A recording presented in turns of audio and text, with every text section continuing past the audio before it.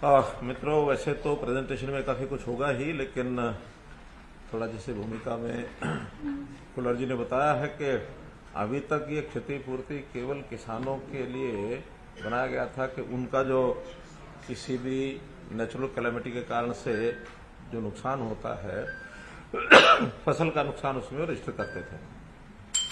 बाद में ध्यान में आया कि आखिर फसल के अलावा भी नगरों में कुछ व्यावसायिक प्रतिष्ठान हैं, कोई उनके औद्योगिक प्रतिष्ठान हैं, कोई मकानों में भी इस प्रकार का नुकसान होता है।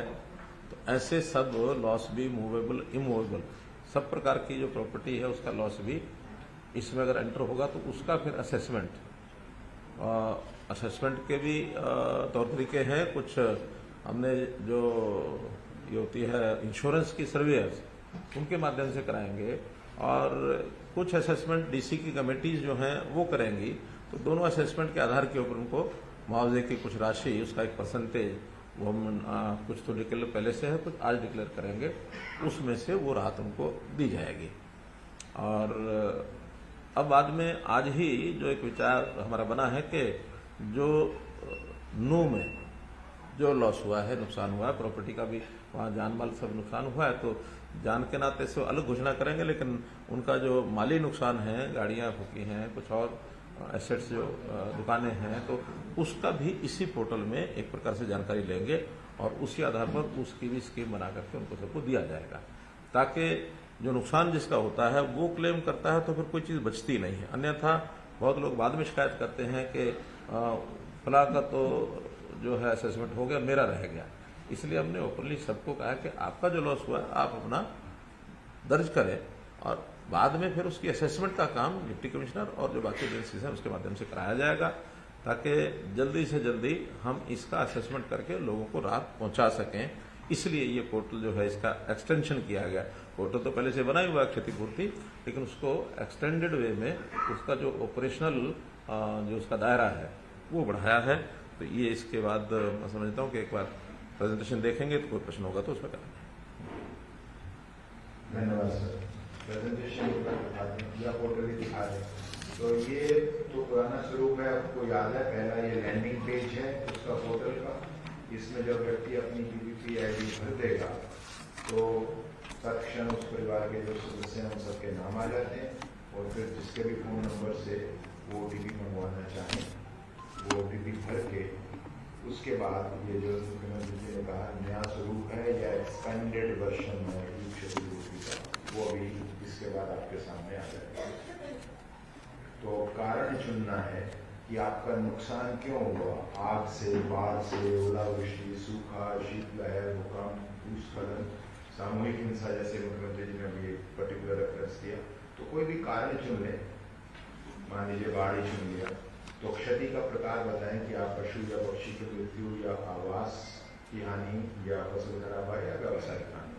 तो जो भी आप चुन लें, मान लीजिए पशु पक्षी की मृत्यु चुन लिया, तो फिर इसमें आपने भरना है कि किस प्रकार के पशु की मृत्यु हुई है, क्योंकि सबके लिए कॉम्पनसेशन नॉर्म्स अलग है।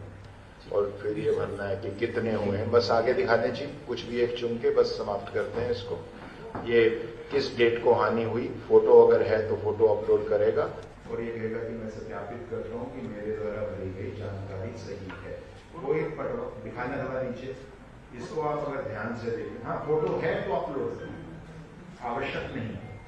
अब आप ये देखिए, जैसे ही ये सत्यापित कर दिया कि ये जानकारी सही है, व्यक्ति का काम खत्म। ना पटवारी ढूंढना, ना कानून को ढूंढना, ना डीसी को ढूंढना।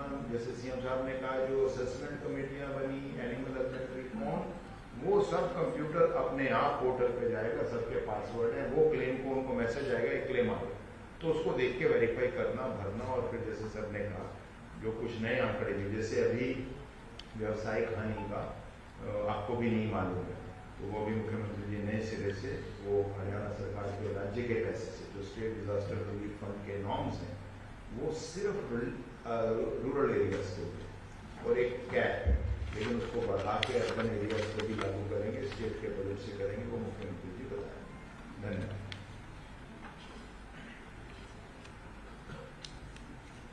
ठीक है जी, ये प्रेजेंटेशन को क्लोज कर देते हैं।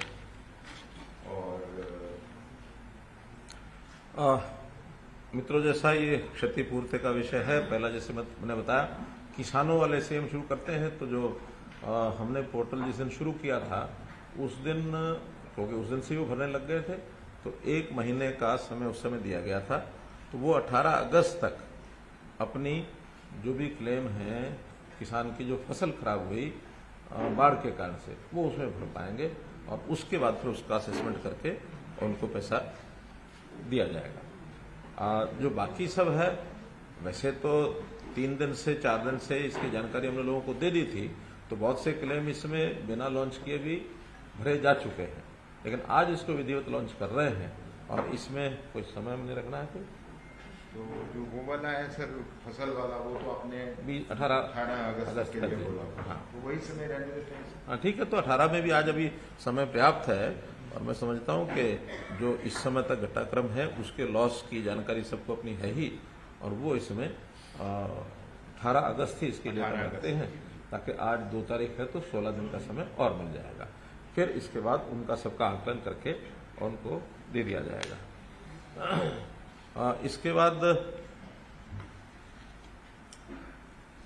जो हमने इसकी हर्जाने की राशि तय की है, उसकी एक परसेंटेज जो हमने आपके माध्यम से लोगों को जो बतानी है, उसमें 2 प्रकार का है। तो मूवेबल प्रॉपर्टी है, इमूवेबल प्रॉपर्टी है। मूवेबल प्रॉपर्टी यानी मकान यानी बिल्डिंग को छोड़ करके बाकी लगभग सारी इमूवेबल रहती है, मूवेबल रहती है। मकान है वो इमूवेबल है। तो मूवेबल प्रॉपर्टी का जहां तक विषय है, उसमें यदि 5 लाख रुपए तक किसी का लॉस है, असेस्ड लॉस, उसका 80% अर्थात 4 लाख रुपया तक उनको दिया जाएगा। जितना लॉस होगा उसका 80%। 5 से 10 लाख तक 70%, 10 लाख से 20 लाख तक 60%, 20 लाख से 50 लाख तक 40% जो एडिशनल है उसका ये जाता जाएगा, और 50 लाख से 1 करोड़ रुपए तक 30%, 1 करोड़ से 1.5 करोड़ रुपए तक 20%, और ये सब मान लो 1.5 करोड़ तक भी हो जाता है, इससे ऊपर भी होता है। तो एक अपर कैप लगाइए कि टोटल 50 लाख तक, और ये कंपनसेशन जो है इस लॉस का मिलेगा। इससे ऊपर मैं मान कर चलता हूं जो इससे बड़े जो भी लोग होते हैं सामान्यतया सब लोग अपना इंश्योरेंस कराते हैं। ये तो उस इवेंचुअलिटी में है जिसने इंश्योरेंस ही नहीं कराया है, ताकि ऐसे समय पर उनको भी एक मरहम जो है वो लग सके। तो यानी 1 रुपए से लेकर 50 लाख तक का लॉस, इस परसेंटेज के हिसाब से लगभग 1.5 करोड़ तक के नुकसान के लोगों को ये लाभ उसी हिसाब से इंक्रीज होता जाएगा। 1.5 करोड़ से ऊपर का है तो 50 लाख उसकी फिक्स राशि है। ये तो है मूवेबल प्रॉपर्टीज।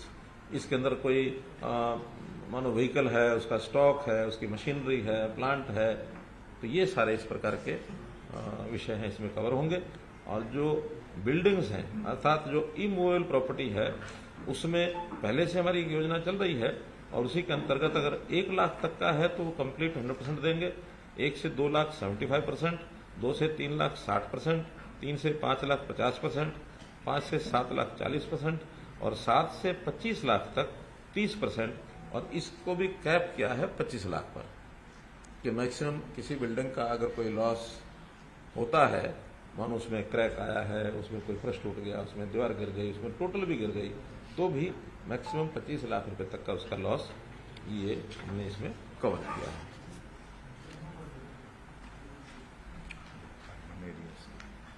हाँ, ये अर्बन एरियाज की थी। ये जो सारा है ये अर्बन एरियाज का है। जो ग्रामीण क्षेत्र का है वो हमारा जो डिजास्टर फंड है उसकी स्कीम वो अलग से है। उसकी स्कीम है, कोई बताएंगे? जी है, हाँ, वो स्कीम है, वो भी आपको बता देते हैं। उसमें जैसे पशुवाद या घर की कच्चा के पक्का, वो पर सीलिंग से फिक्शन नहीं होता। हाँ, उसका शायद 1,20,000 रुपया मकान का। हाउस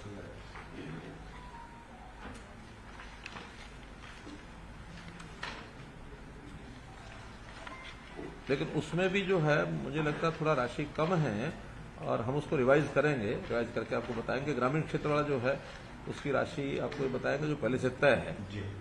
लेकिन वो मैंने एक बार देखा है, उसमें कुछ मुझे जी, कम आपने लगे। कहा था कि आप बताना चाहते हैं। हाँ। जो घर का है फुल्ली डैमेज हाउस 1,20,000 पर हाउस, और अगर पार्शली डैमेज हाउस है जहाँ पे कम से कम 15% नुकसान हुआ है, तो 10,000 रुपये प्रति घर पक्के के लिए, और झोंपड़ी के केस में 8,000 रुपये प्रति हट, प्रति झोंपड़ी, और कैटल शेड 3,000 प्रति शेड। इसका विचार करेंगे, दोबारा से इसकी घोषणा हम करेंगे। हाँ, ये कई साल पुराना है, उस पर 18 का शायद कब का है? ये बाढ़ आने से पहले जो हमारा इस साल का रिविजन भारत सरकार ने किया था वो। लेकिन एक बात ये है कि जो भारत सरकार के कॉम्पनसेशन नॉर्म्स होते हैं, अगर आप फसलों में देखेंगे तो उससे कहीं ज्यादा हम देते हैं अपने पैसे से। तो मुख्यमंत्री जी कह रहे हैं कि इससे भी ऊपर स्टेट बजट से दिया।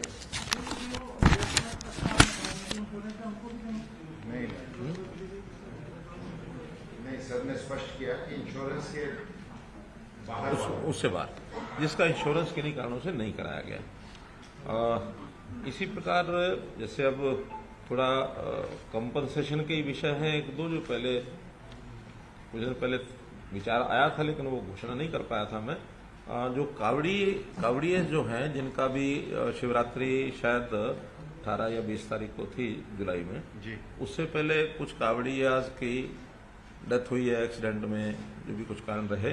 पिछले बार भी हमने दिया था उसी पैटर्न पर, जैसे पिछले साल किया था उसी हिसाब से 2 लाख रुपया प्रति कावड़ी जो उसकी डेथ हुई, जो हरियाणा का रहने वाला है, ऐसे व्यक्तियों को 2 लाख, 24 लोगों की अभी तक हमारे पास जानकारी है, 2 लाख रुपया प्रति व्यक्ति प्रति कावड़िया, वो उसको कंपनसेशन हमने पिछले साल का जो तय किया हुआ है उसको हम आगे बढ़ा रहे हैं।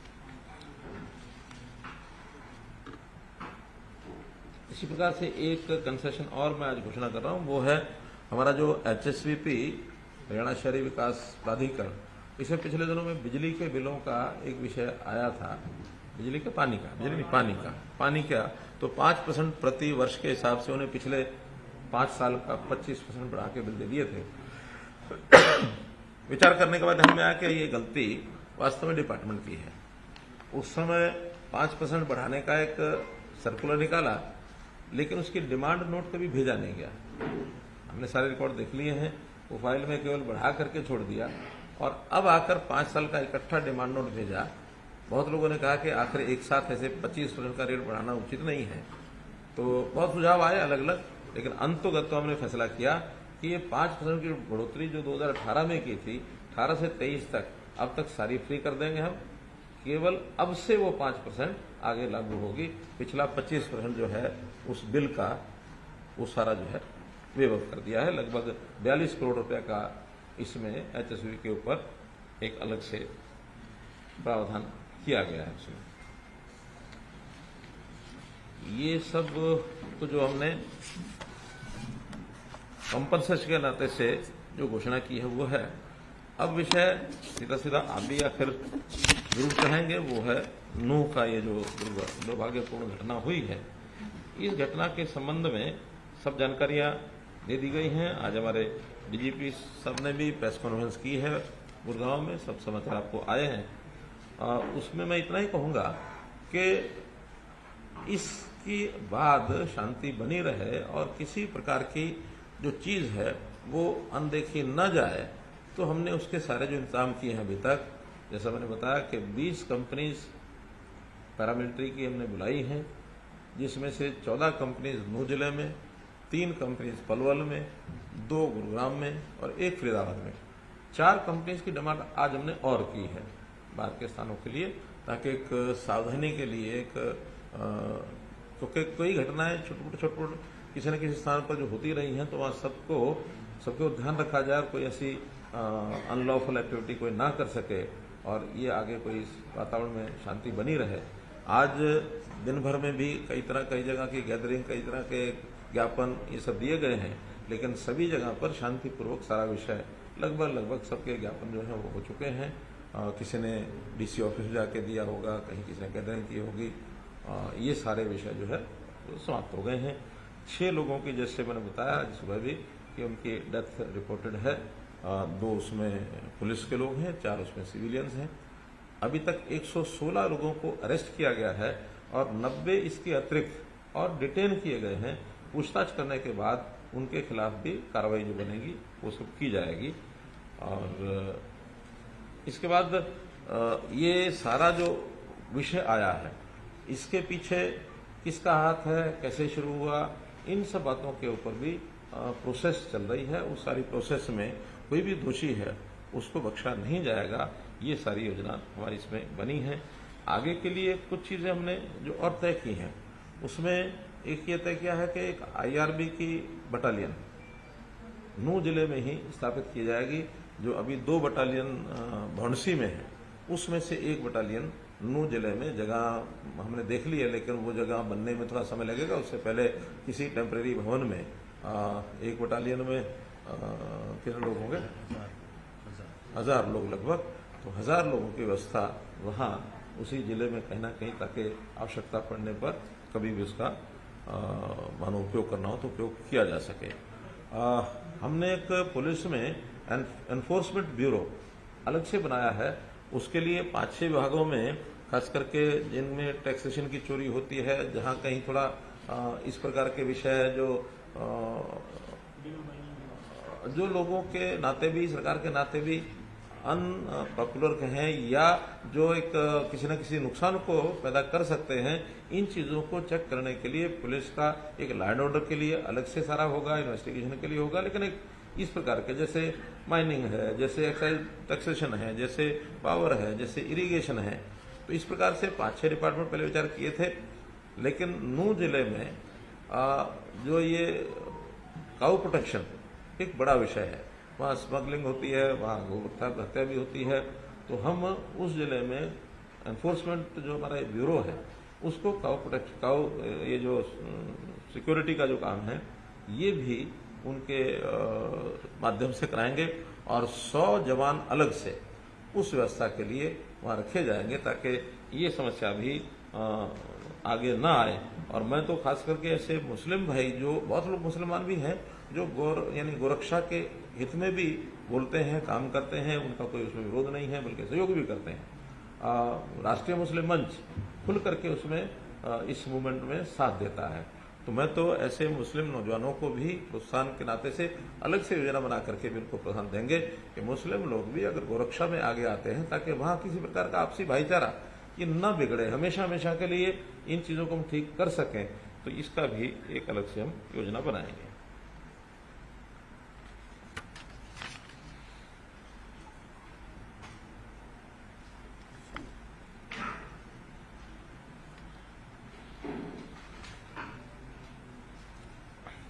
मोटे रूप से आज के इस संदर्भ में विषय इतने ही मुझे आपके सामने